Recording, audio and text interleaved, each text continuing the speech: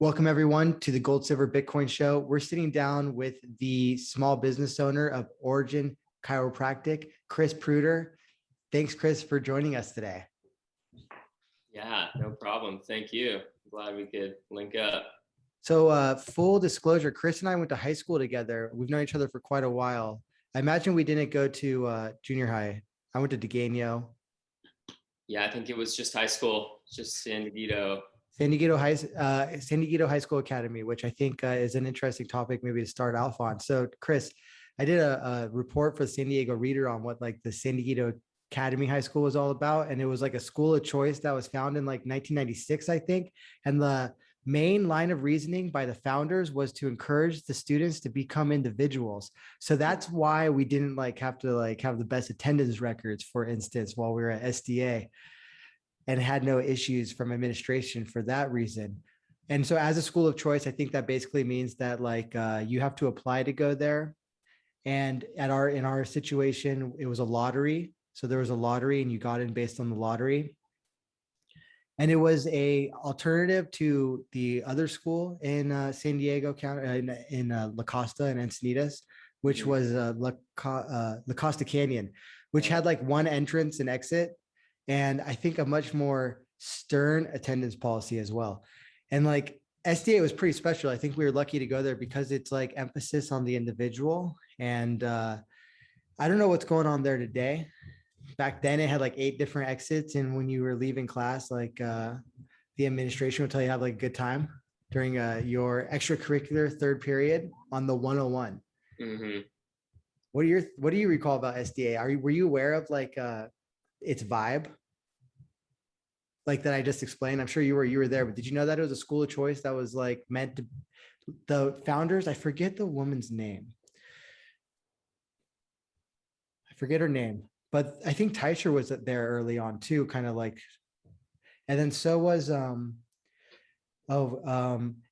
Radikowski's father, John Radikowski. He was also an early kind of founder of this SDA, or at least its principles.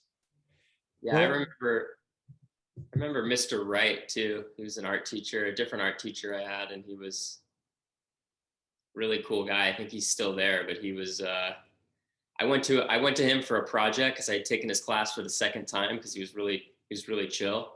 His class was draw and design, and the second time I took it, he's like, if you've taken this class before, just come meet and talk with me. So I went and talked with him, and he basically told me just to spend the entire quarter doing whatever I wanted.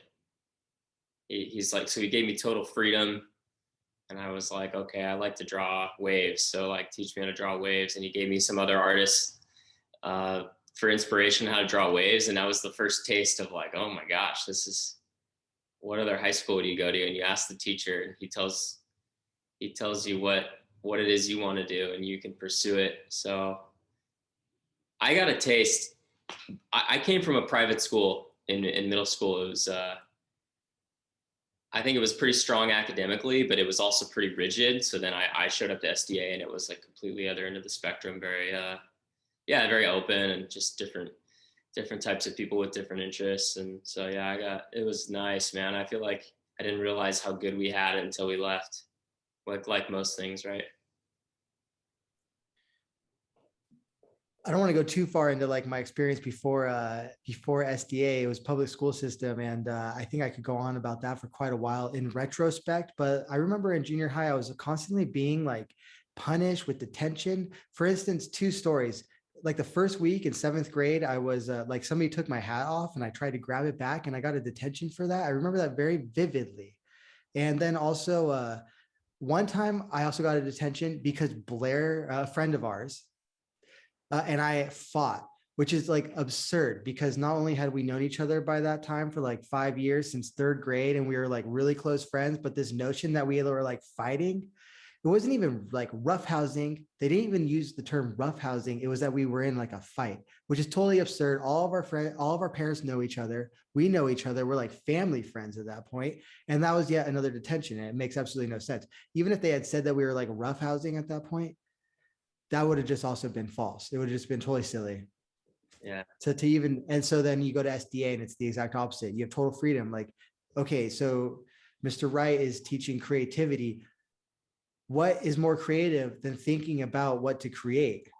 Like that's like the crux of the creative process, as opposed to just being told what to create. Which, speaking of which, creating at SDA, like I remember when I first got there, I guess I kind of maybe didn't have the best strategy there, because they let you take all these electives over the course of your 4 years, and you just so happened to be able to like pile on all of your elective courses in like your first year and a half or something of that school, which then makes the second year and a half of high school like all the real classes. Well, I went with the that strategy, and like my first year of SDA was like all music classes the whole time. So MIDI classes, guitar classes, like I think a songwriting class. They had a recording studio, kind of like a we'll call it a makeshift recording studio at SDA. Some homie probably was like, "Oh, I'm gonna make a recording studio at SDA." That's like probably in retrospect, that's probably how that went down. It's somebody who had been there before and like felt a kinship, as I did when I wrote the story. Wanted to do that. What a nice thing to leave behind. Yeah, absolutely. And that's kind of the spirit of SDA. There's murals all around the this school of choice.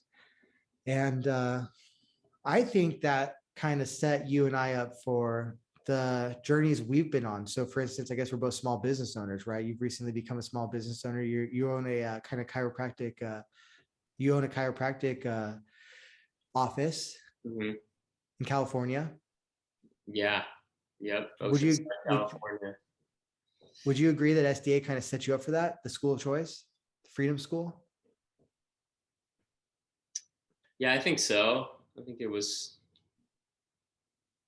part of one thing that led to another.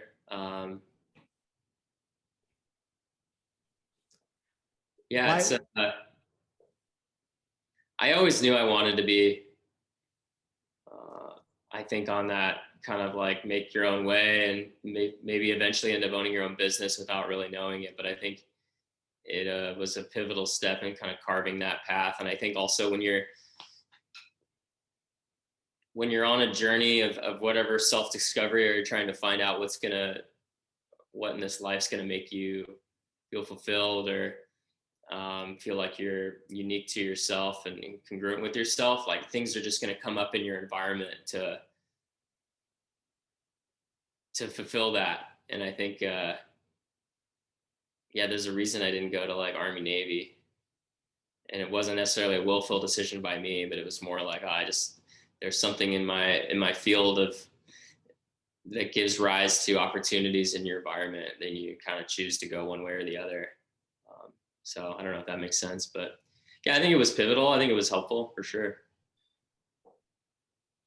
People speak of like a higher calling. And I think that when you follow your calling, however that formulates itself, some people will say that it's like a calling from God or like a calling from nature. I guess maybe those are kind of the simple views of where this calling comes from. You're far more aligned with just the natural frequencies of everything when you're doing what you love to do and what you're passionate about. And when you're not, you're just totally out of order and there's just chaos going on inside and outside of you when you're not following what your heart wants you to follow. And I imagine that's when you get prescribed depression pills at that juncture, generally speaking, in our society. Yeah, exactly. It's in yeah, it's like when you don't have any faith or trust in yourself, what do? You look to someone else to give you that, to instill some sense of certainty, or some sense of quote unquote knowing, like, oh, I have this problem with my health and I don't know how to fix it, or I can't get around it, so I've got to go somewhere else and find another authority to tell me what to do. And if I follow them, I'll get better and I'll get back to health. And um, yeah, a true teacher would kind of point you in the right direction, but then make you take the steps, right? As opposed to being here's this, and this, do this, take these, medications, or do this surgery that maybe isn't necessary. So, yeah, it's like that outside guidance, that outside in guidance versus that inside out guidance. Like, okay, I'm going to run this little advice I'm getting from whoever it may be against my own inner kind of compass. and let that guide me more so than maybe as someone who's like telling me what to do and telling me what's right and wrong, and it all comes outside in. Probably going to lead you somewhere you don't want to be, as opposed to it being an inside out process. Yeah, I feel like there's like a given parameter of like natural law in which pretty much our leaders and teachers in particular should just ensure that we are aware of, and they essentially align with like the Ten Commandments, ethics, morals, which we don't get a lot of exposure to unless I guess we our parents ensured that. So if we just at public school, at least you're not really getting a lot of that. However, like within the parameters of natural law, like what governs us naturally, I think that you're absolutely right on everything that you kind of stated. And it's just from there, all the teacher needs to do is just let us like be creative, be free, give us empower us, whatever that entails, empower us to do good. And that I would cover a lot of things. I think in some of the hard sciences, like of course with math, science, biology, physics, chemistry, probably a lot of what you did, physiology too. And I guess this is true of everything. What's needed is a discipline and determination, but mostly discipline, I think. And discipline's easier when you're doing what you love. Mm-hmm. And it's also not something that a teacher, unless it's a teacher that spends all your time with you, it's probably closer. This is something your family or friends ought to be doing, not necessarily like a kind of second degree teacher figure, is just encouraging that discipline or nurturing that discipline. Discipline, I think, has the potential to conquer everything. Mm-hmm. Yeah, it's especially today in the modern age, with it feels like everyone's attention is sort of being grabbed at, but there's constantly a distraction somewhere. Our focus is really diminished in terms of the amount of time that we can focus on one thing.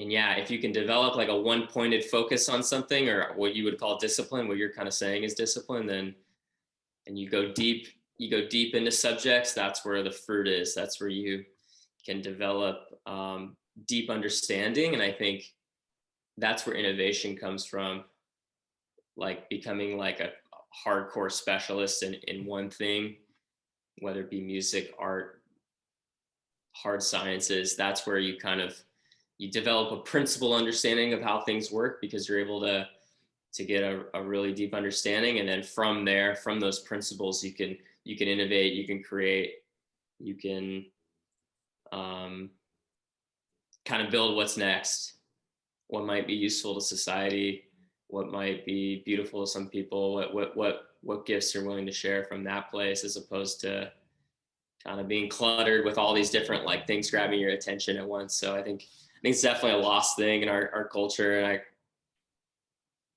And we grew up in this interesting time, because we, in high school back to SDA, it's like that's when cell phones came out. So we sort of grew up most of our life, most of our childhood. And then like, I think it was junior, senior year, we started getting cell phones, and that was the beginning of it. And so we sort of have this weird experience where we came in with just kind of roughhousing each other, and just kind of the old school way kids used to play and kind of build those social skills. And now it's like, man, we just have so many distractions. Yeah. We went through most of high school without smartphones, if not all of high school without smartphones. So, I mean, I can't imagine just having that tugging on you at such a young age. Now, I think it's very, very important that we become particularly disciplined with technology. So then I realized is that the TV generation, this was strictly a passive activity. The only thing you did was pick which channel to watch. And best case scenario, you're watching like the History Channel, which then maybe does not go as deep into depth in these topics as would be preferred, especially compared to like a book, let's say. So you got the TV generation who's moving away from text, moving away from even radio. And picking their channel. That's their like one active activity that they're doing. I remember reading a study in Scientific American maybe 10 or so years ago, in which they were talking about that television watching was one of the few activities which was passive, that you literally went into like a passive state mentally, um, almost like a sleep state. And so then we get computers, and my first inclination on computers was to begin doing things and cracking like complex issues, at least to the mind of a 12 or 13-year-old. Now, granted, I know people who were started solving much more complex computer problems than like trying to download the latest like single from a band I liked on Napster. But nonetheless, this was like a more active activity than like setting up Napster, like figuring out what is seeding, your seeding files, and then BitTorrent comes along. And then of course you got this option to do a little bit more in-depth research about the topics that you're interested in. And that then leads you to reading. When we first were on the internet, of course, videos taking over the internet, but back then there was a lot more reading on the internet. Blogging was the big thing when we were in like high school and college. And so there we are reading now a far more diverse set of potential options in the form of publications than the newspaper, which at that point was a dying and still is a dying art. Far more options than the TV still. So then now we've got just a far more diverse palette of options from which to choose. And I think that is has really kind of contributed to what you said. We lived in like a unique time. And I think certainly you're correct about that. I'm curious. So I guess when you mentioned that you always kind of wanted to like go down this path towards chiropractic care, I think that like you maybe intuitively always wanted to heal people. You wanted to be a healing force for people. Is there any truth to that?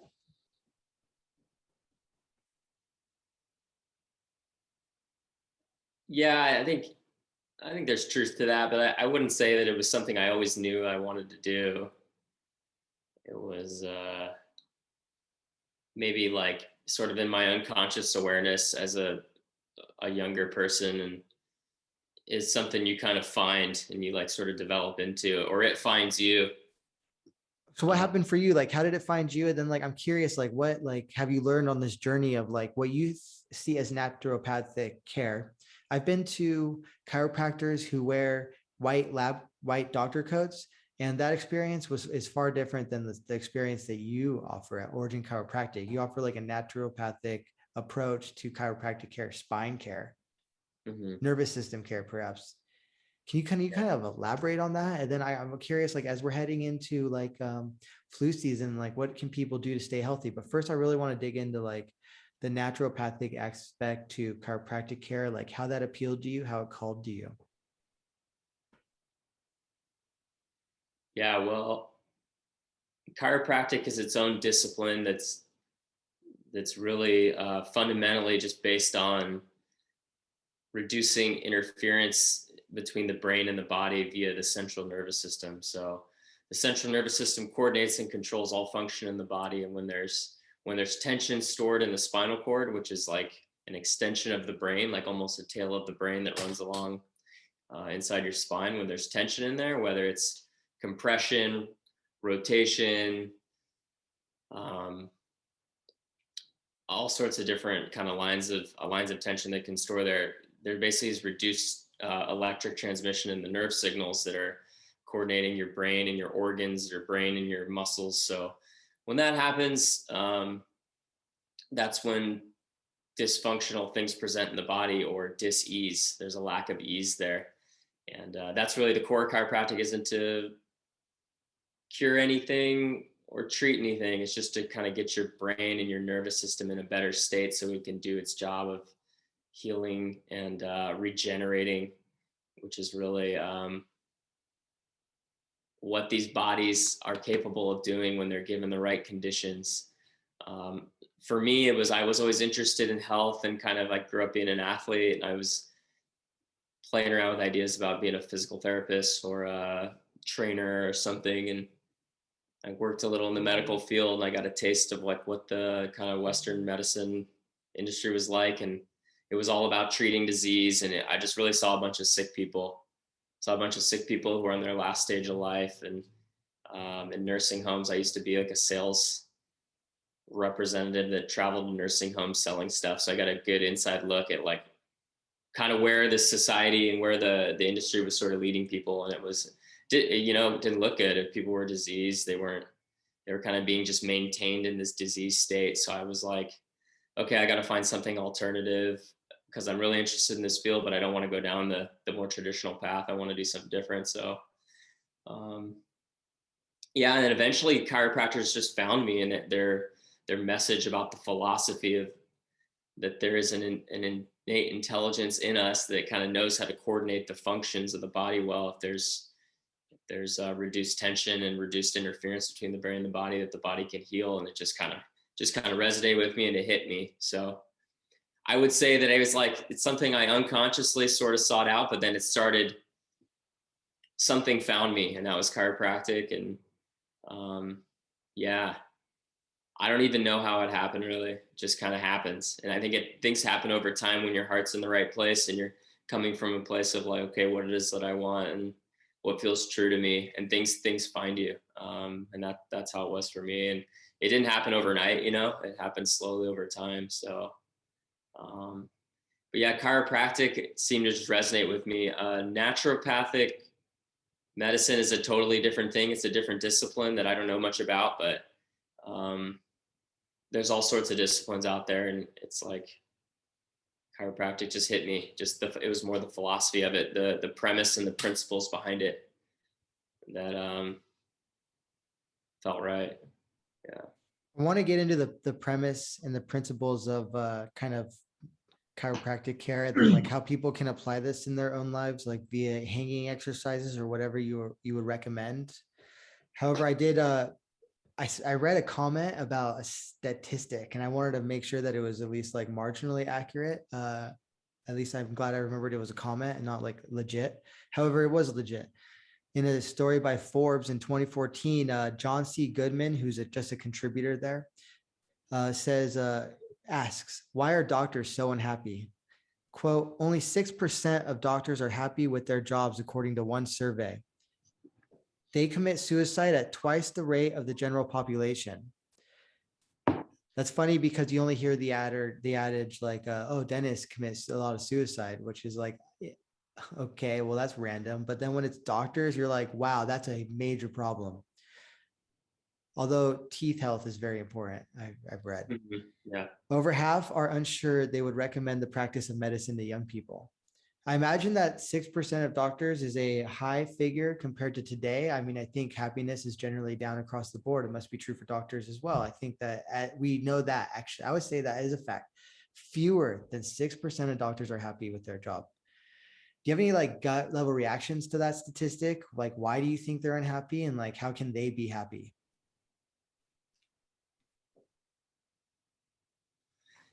I don't know. My reaction is I don't know. I don't really identify as a doctor. I don't think I'm a doctor. Do some like chiropractors like identify as a doctor, and they're like, yes, yeah, for sure. and do you think that's like kind of that's not really, you're like a shaman? No, no, I'm not a shaman. I think a lot of chiropractors identify as doctors. I mean, we get a doctorate degree. Our level of education in terms of the hours and kind of what we study is maybe more intense and more in depth than most people think. So I think it's fine if you want to say you're a doctor. I mean, whatever. But I think when people in our current times, people attribute doctor as like a medical doctor. And because of the reasons I said earlier, it's such a different philosophical viewpoint than being a chiropractor and kind of what you're going to do with people. So I don't really want people to attribute me as a doctor. It's like, I'm a chiropractor. These are the principles I find to be true, and like, let's work with these principles to bring about health. As far as your comments on the doctors being kind of unhappy, and I don't know. I mean, it probably just comes down to being just not in line or not congruent with what your true calling is, or what your heart wants to do. I'd say it's being a medical doctor is probably really a tough thing. I mean, you're dealing with people who are sick, different stages of diseases, people who are really different levels on the emotional scale of like depression, apathy, anger, like all these different things. So you really have to have a strong like sense of yourself and a strong kind of barrier to sort of take care of yourself and not get caught up in that. It's easy. I think it's easy when you're working with disease and you're working with how do I treat disease, and you're always focusing on the pathology. Like, I think that can really have an effect on your own physiology. Whereas that's what I love about chiropractic. It's like we're focusing on life, regeneration, healing, and what it means to be in an ideal state of health, as opposed to what it means to be in a pathological state. And how do we get out of the pathological? It's like, no, don't focus on the bad, just focus on the good, and how do we create more good? But yeah, I don't know. That's kind of an alarming statistic. That's okay. So I would say that I'm just going to take a gander. Like, okay, so we have a systemic happiness problem in the medical care industry. So the problem is quote systemic, to borrow a kind of a modern kind of term in some ways. I'm not going to define it, but just this is a systemic issue of unhappiness in the medical care system. You said earlier that you were just maintaining sickness when you had some experience in that care as a physical therapist. You mentioned their calling not being aligned with their or their profession not being aligned with their calling /or values. So I think that the issue here is that like you have people whose calling was maybe to help people working in an industry where they're just maintaining the sickness. They're just treating the symptoms and not the underlying causes. And some of them probably don't even understand the underlying causes themselves, which is quite terrifying. So there's like a kind of fun health 101 seems to be skipped in medical school, basic health 101. I'm curious on that topic. I kind of want to finish on this, like the basic health 101 principles over the next 20 minutes. So you mentioned the premises and principles of chiropractic care. You mentioned like focusing on the good and like creating more good. How does this all like, how does one do all of this based on like your education and like the chiropractic care? Like what kind of lifestyle do you try to lead with this knowledge? And then like, also what can people do physically every single day? I imagine moving, we got to move, like at least walk, but there's also like, you got to exercise daily, probably, definitely, in order to like maintain optimum health. But like, what are the specific things you would recommend to do? Yeah, I think we got to define some like natural laws or principles, right? And then you try to live by those principles. And to do that, you have to look back, I think, at evolutionarily where we came from, and kind of what we as human beings, kind of what we evolved to do. I think the first thing, it was, yeah, walking's important. Standing, walking, running, throwing. I think those are like primary sort of movements that was necessary to be a human, and we didn't, because we're throwing spears at meat. Yeah, I mean, that was part of it. And it's just the throwing motion is just a natural, yeah, it engages like everything from the big toe down up into the bottom of the cranium, out into the arm. So it's like you're getting, instead of doing these isolated movements in the gym, like these curls or whatever, you're kind of getting this nice spiral effect, and engaging the different chains of muscles. And that's important. So yeah, walking, running, throwing, important movement wise. And then also we're electrical beings, right? The nerve signals that fire in our body happen at an electrical level. So in a really simple way, we're like giant solar panels. Our skin is a giant solar panel. So we need direct sunlight on our skin, not, we need to be naked in the sun. So our bodies get recharged, our mitochondria get recharged from the sun primarily, and then also from like a magnetism or a magnetic effect from the earth, which means what do we need to do? We need to be barefoot on the actual physical earth, like on the dirt. Um, yeah, and it's kind of looking at, okay, how do I recharge my body every day? And the two donors of the most electrons that we need are the sun and the earth. So people make fun of grounding, and and oh, that's some hippie shit you're doing with the grounding and the sunlight on your balls and your butt. But like, no, Yeah, we it's got to talk about that real quick. So, okay, ball sunning, ball sun tanning. When I've experimented with this, like my testicles like move. They like come alive. yeah. I mean, I don't know. That makes sense. I mean, They seem that's happy. yeah. Look, I mean, just look at a plant when it comes out, when it's been inside or whatever, and then you put it outside in the sun, it just perks up, right? I mean, That's why do you think? exactly what happens to my balls. When I do that, I'm like tripping out. I'm like, oh man. And Yeah, like definitely. literally you never get any sun on those areas. People Yeah, literally will go a lifetime without getting sun on those areas. That is insane. yeah, for sure, for sure. It is insane. So those are just important things, how do we recharge, and then what else?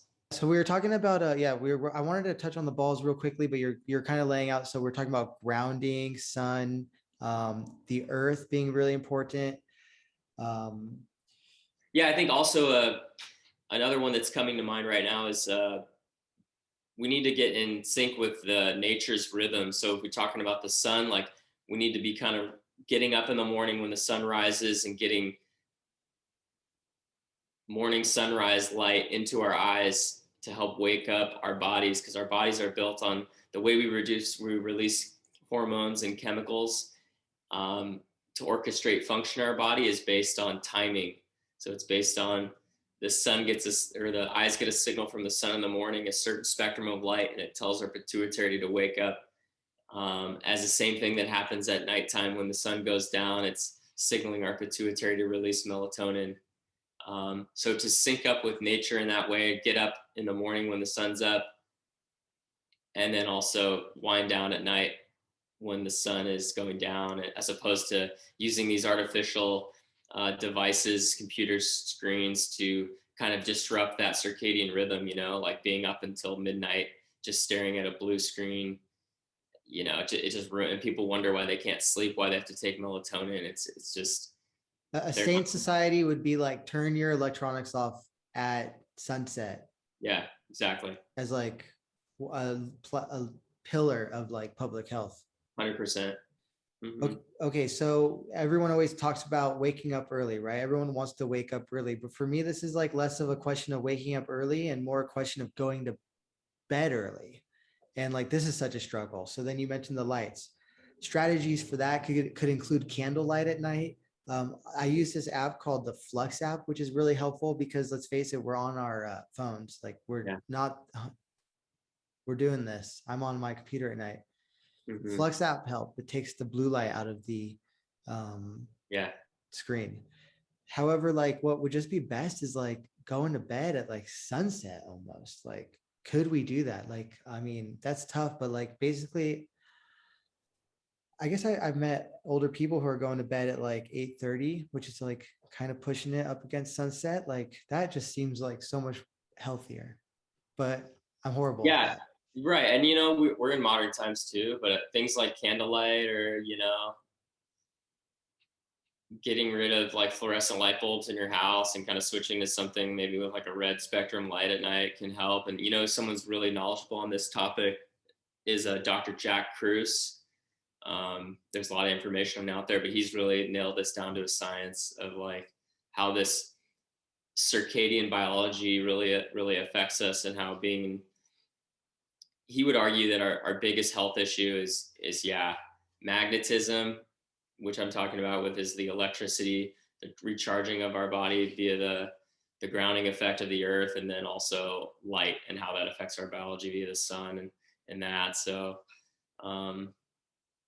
yeah, it's a huge one. He would say that's really the core of why we have a widespread disease in our that shows up in many different forms, but he's someone who takes it back to the principles. His disease and shows up in all these different ways. It shows up as cancer, as cardiovascular disease, all this stuff. But like the core ways to combat disease are actually pretty simple. It's like these principles, I think eating a diet that isn't loaded with grains. Grains has got to be some of the most inflammatory foods that we eat in a modern culture. It's so like name which grains are like the worst offenders, and like talk a little bit about like the food pyramid. Yeah, so grains would just be things like any wheat products,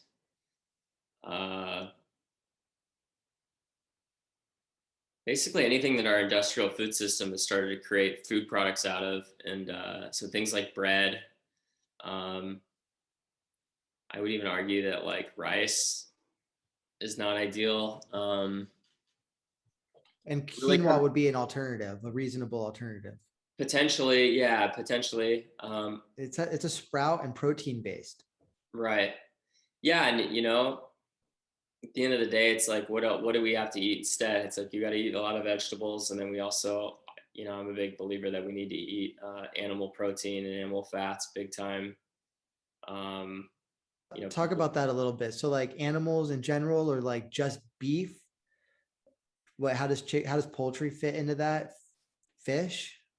Yeah, I think all of them are great as long as the source is clean, and that's probably one of our biggest challenges is like in a modern culture right now is how do we get access to clean food, not only vegetables that are rich in nutrients,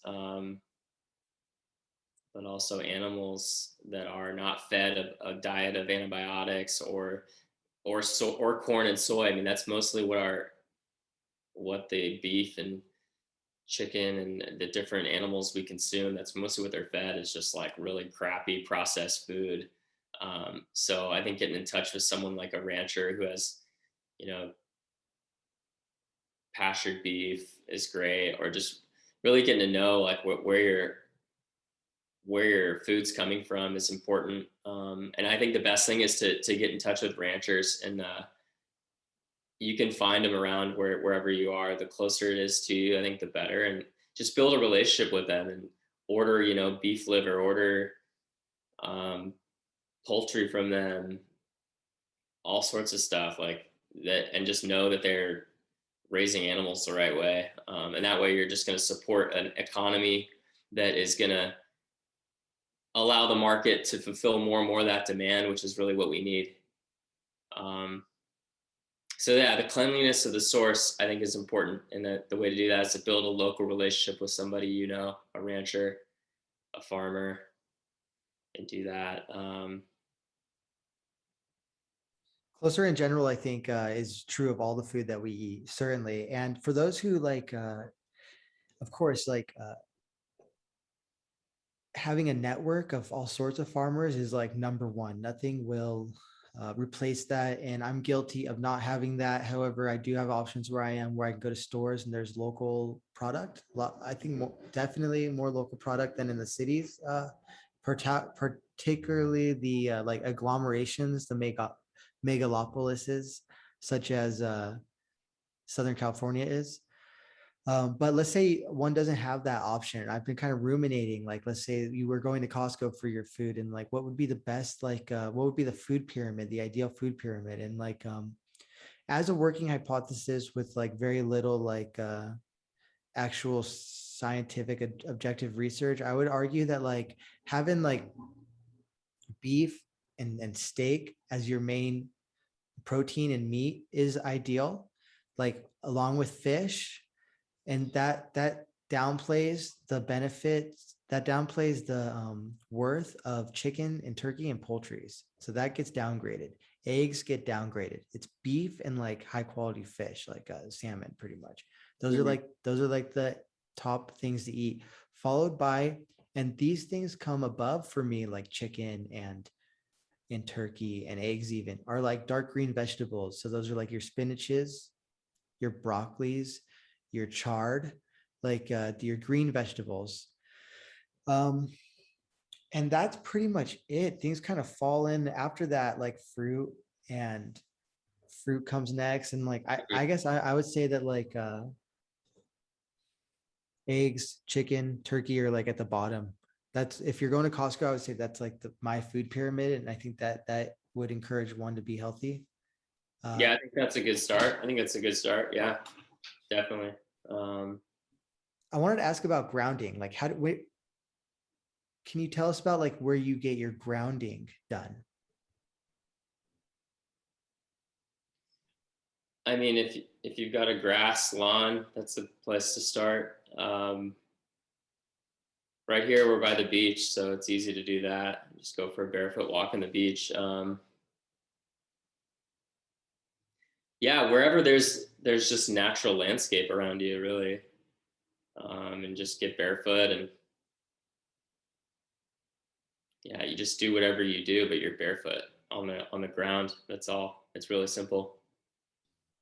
I would say like ideally, like you get out of the city and this is like, so you're certainly right, like grass, the beach, that's great. That really helps you. I think that's something that, for instance, I don't get here. There's not maybe a lakeshore somewhere, but I have to drive a little bit out of the like city to get the right sort of like lakeshore area where maybe along the path to the lakeshore you can walk. That's like ideal. But yeah, like just in your lawn, that makes perfect sense. Playing a game of catch and throwing, and I think throwing is an interesting thing. It's like there's so many injuries from throwing, particularly in baseball. And like one thing I think is insane is that like when children are taught playing throwing sports, football, even soccer. I mean, any sport where you need like I guess a limb in order to execute a function of the sport. It's insane that you just focus on like the one limb. Like if you're a pitcher, like you just throw with your right arm all the time. Yeah. Or your left arm all the time. This is insane. It makes so much more sense that we would just like work in a balanced approach to like this, to building this out. Yeah. And like I think so much injury is caused by this imbalance. Mm-hmm. Yeah, I agree with that. And it's also developmentally for your brain to be able to have coordination not only in like one side versus the other, but both sides is going to help brain development as well. Because one side of the brain controls the opposite side of the body. So yeah, I think that's important. I think that's important. It's something that's overlooked for sure. Even Maybe though even writing. we might specialize in, as humans, it might be, you might be able to throw harder one way or the other, and that's fine. But to have like some competence at both sides, I think is really, really helpful. But let's say you get like injured and now, but you're also able to throw with your like opposite arm and perhaps be functional at a high level of competition. Like, but I want to get in our last 5 minutes into like, okay, let's say you have a patient who's seeing you, whatever the recommended amount is, like once a week, every 2 weeks. What can they do for their spine and nervous system health on the side of this regimen at home? The founder of chiropractic, D.D. Palmer, would say that he came up with three main causes of nervous system interference, or things that cause diminished function in the nervous system. And the first one is, one of them is chemical. So chemical stress would be things we talked about, like food, what food you're consuming. So we kind of covered that. I'd say stay away from grains and things that cause inflammation.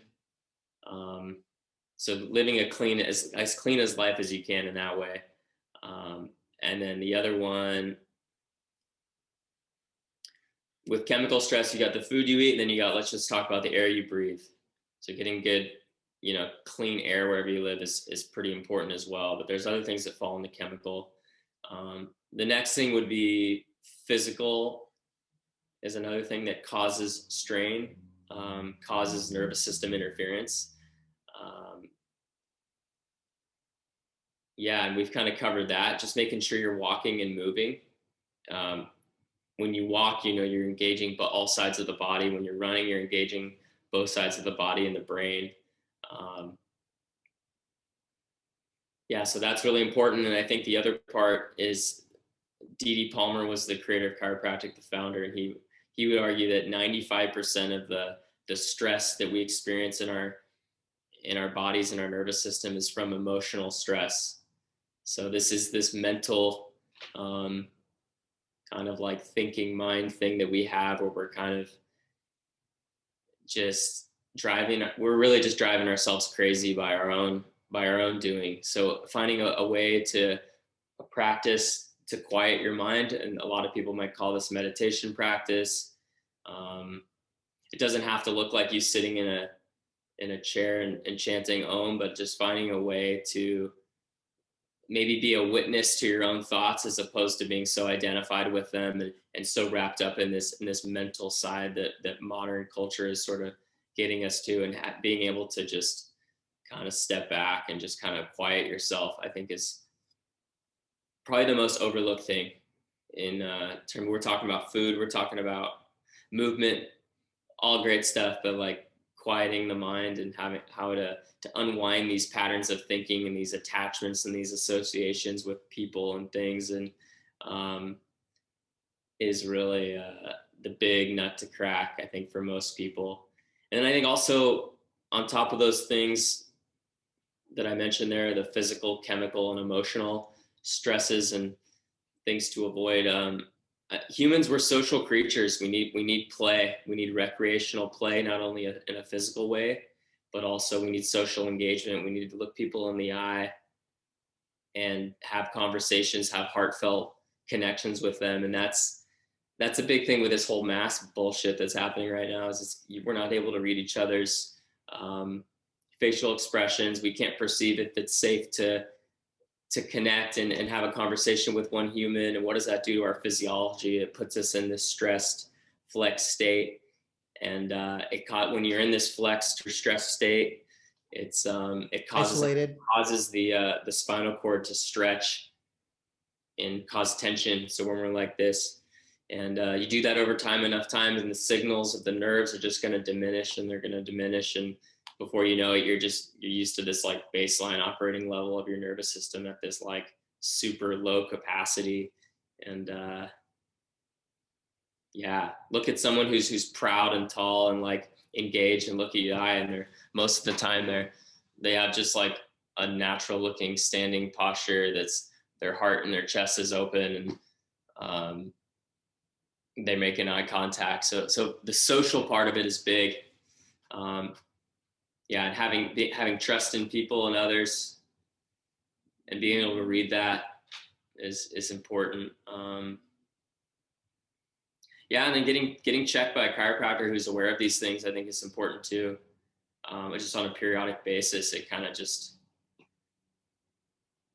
gives you, like, sort of clears out these little cobwebs in you. You know, our bodies are like these suitcases full of shit that we're carrying with us, and when I go to the chiropractor, when I get adjusted once a week, usually it's like, all right, what part of my suitcase can I just like unpack and let go and just leave? How do I let more stuff go? That's what I think of when I go to the chiropractor. It's not like, oh, is my right hip gonna be feeling better or looser? It's like, no, like what can I give up? What am I willing to just let go of? And yeah, so there's different levels to chiropractic care, and what people are really trying to seek or get. But that's just a little rant of what I think is important. Well, let's do this again sometime soon, and because I want to hear more. We have spoken today with Chris Pruter, the founder and small business owner at Origin Chiropractic in Oceanside, California. You can visit them online at origin-chiropractic.com. Also on Instagram at /Origin Chiropractic without the dash. Correct? Yeah, I think it's just at Origin Chiropractic on Instagram. Just, yeah. Perfect. Thank you so much, Chris, for sitting down with us today. And thank you everyone for listening. Yeah, thank you, Justin. Appreciate it.